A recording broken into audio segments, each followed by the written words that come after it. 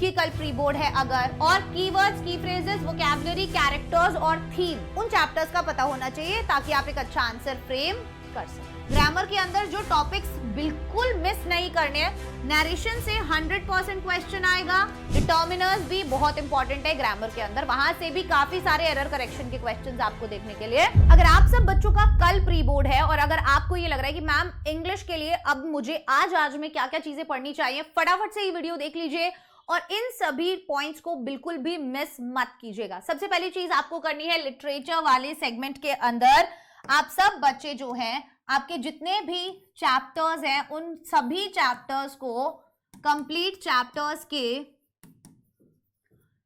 Keywords या मैं बोलूं की फ्रेजेस या मैं बोलूं उन चैप्टर की वोकैबुलरी और या मैं बोलूं कि उस चैप्टर के जो भी कैरेक्टर्स हैं और जो उन चैप्टर्स के अंदर थीम है, ये पॉइंट्स आप जरूर पढ़ लीजिए। पूरा चैप्टर नहीं बोल रही हूं, समरी पढ़ लो रिवाइज करने के अनुसार, क्योंकि कल प्री बोर्ड है अगर, और कीवर्ड्स, की फ्रेजेस, वोकैबुलरी, कैरेक्टर्स और थीम, उन चैप्टर्स का पता होना चाहिए ताकि आप एक अच्छा आंसर फ्रेम कर सके। अब बारी आती है पॉइंट नंबर 2 की, और वो ये कि ग्रामर के अंदर जो टॉपिक्स बिल्कुल मिस नहीं करने हैं, नरेशन से 100% क्वेश्चन आएगा और नरेशन से भी इंटेरोगेटिव वाले पार्ट से 100% क्वेश्चन आएगा। इसको मिस मत करना, जरूर ये देख के जाना कि यस और नो टाइप वाले इंटेरोगेटिव, WH वर्ड वाले इंटेरोगेटिव कैसे सॉल्व करते हैं, क्या इनका फॉर्मूला है। 2 सवाल देखने को मिलेंगे ही मिलेंगे। उसके अलावा ग्रामर के अंदर ज्यादातर जो क्वेश्चन आता है वो टेंस से भी पूछा जाता है। तो दूसरा जो इंपॉर्टेंट टॉपिक है बेटा वो है टेंस।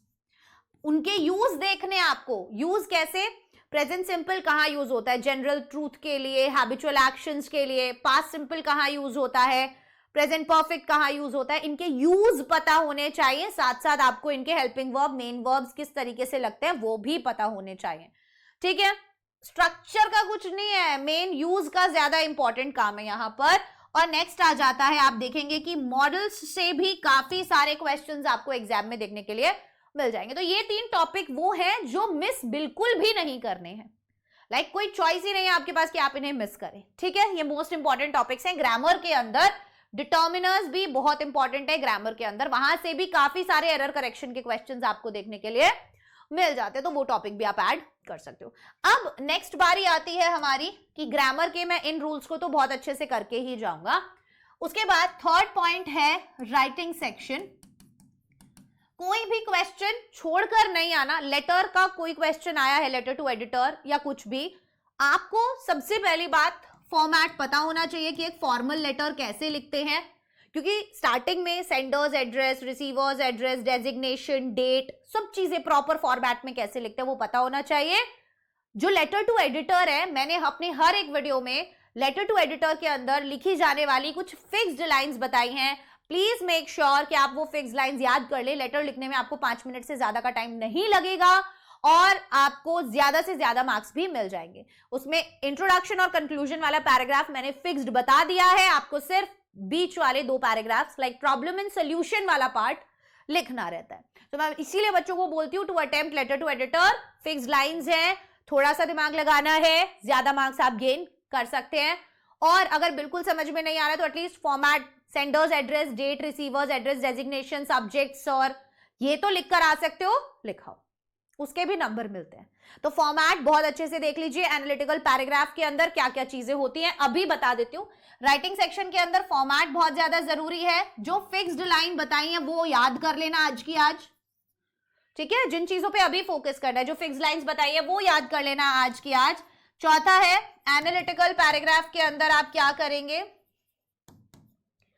4 पॉइंट्स को बहुत ज्यादा ध्यान रखेंगे। सबसे पहली बात, एनालिटिकल पैराग्राफ के अंदर क्या गिवन है आपको ये लिखना है। उसके बाद आपको वो जो डेटा गिवन है, लाइक वो इंट्रोडक्शन वाला पार्ट हो जाता है कि ये जो आपको डेटा दिया है ये किस चीज के बारे में है, वो चीज आपको मेंशन करनी होती है इंट्रोडक्शन वाले पार्ट में।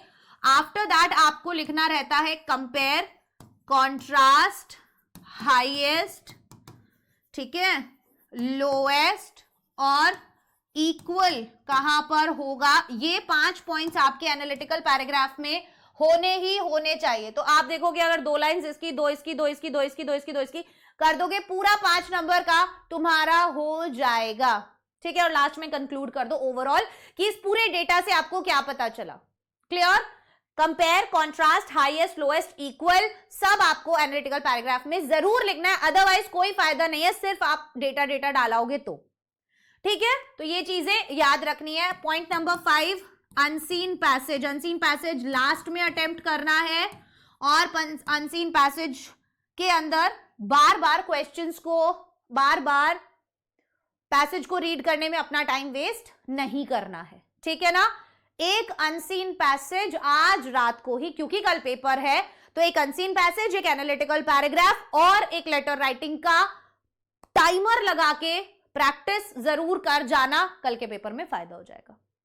और ये छोटा सा वीडियो बनाने का यही रीजन था कि तुमको पता चल जाए कि बस क्या क्या मुझे अब रिवाइज करना है, सो दैट मेरा कल का प्री बोर्ड बढ़िया हो जाए। और मुझे कमेंट सेक्शन में आके जरूर बताना कि एग्जाम कैसा गया। All the best.